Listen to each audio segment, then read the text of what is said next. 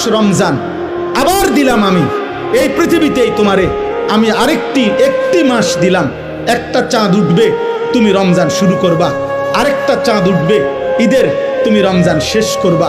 এই একটা মাস আমি হীরা মণি মুক্তা মাণিক্য স্বর্ণ রৌপ্যর চাইতে কোটি কোটি গুণ দামি এক সেকেন্ড বানায় দিলাম।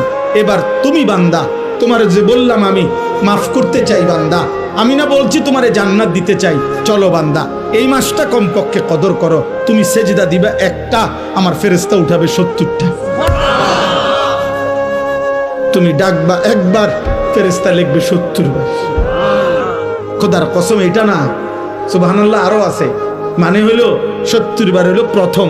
আল্লাহ তাআলা কোরআনে আছে, হাদিসে আছে, প্রত্যেকটা নেকি লেখার সময় রমজানে ফেরেশতা তো আল্লাহকে জিজ্ঞেস করবে, আল্লাহ 70 লিখবো?